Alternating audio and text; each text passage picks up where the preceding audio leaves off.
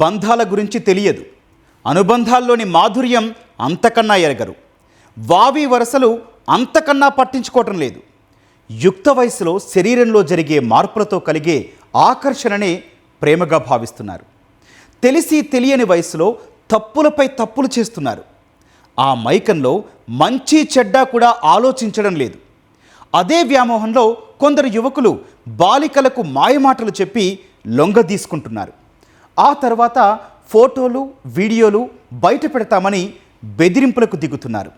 ఇలా అన్నయ్య వరసయ్యే ఓ యువకుడి వలలో చిక్కిన బాలిక పరిస్థితి ఏమైంది?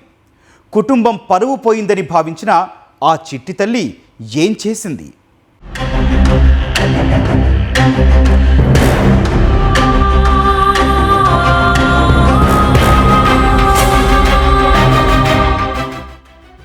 వరసకు అన్న అయిన వాడే వంచాడు.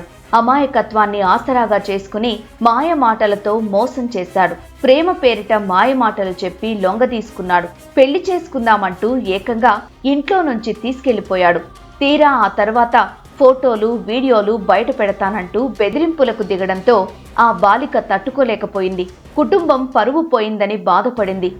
ఊరు వదిలి వెళ్లిపోదామని తల్లిదండ్రులు చెప్పినా ఒత్తిడి తట్టుకోలేక ఆ బాలిక ఏం చేసింది? నమ్మిన వాడే మోసానికి పాల్పడడంతో ఎలాంటి నిర్ణయం తీసుకుంది?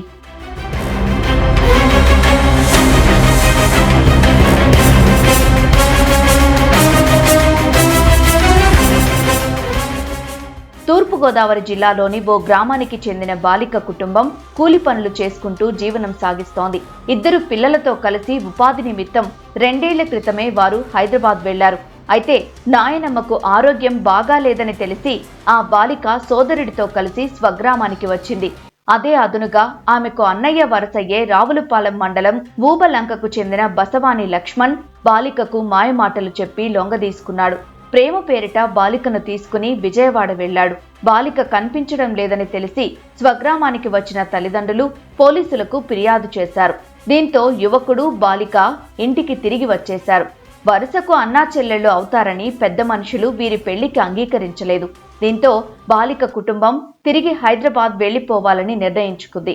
కానీ తమ ఫోటోలు వీడియోలు బయట పెడతానని ఆ యువకుడు బెదిరించాడని బాలిక కుటుంబ సభ్యులు తెలిపారు.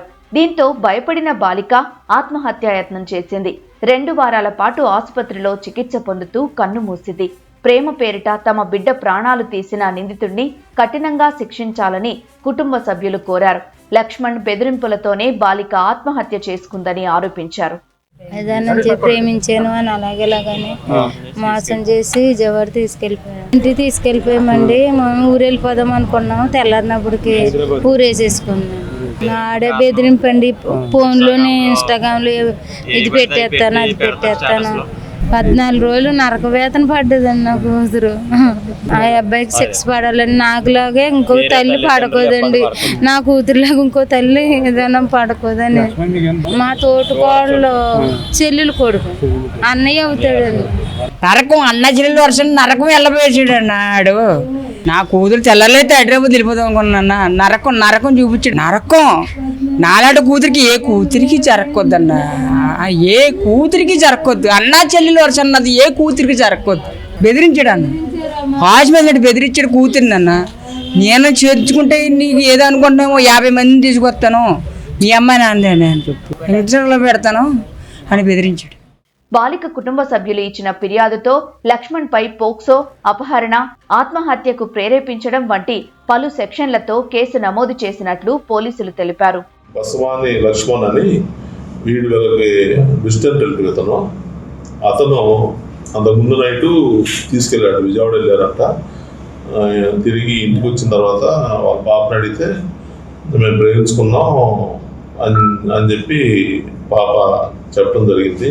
వాళ్ళ పెద్దల్లో మాట్లాడుకుంటామని పెద్దలలో విచారించినప్పుడు వీళ్ళు వరుసకి అన్న చెల్లెలు అవుతారని చెప్పి వాళ్ళకి తెలిసింది.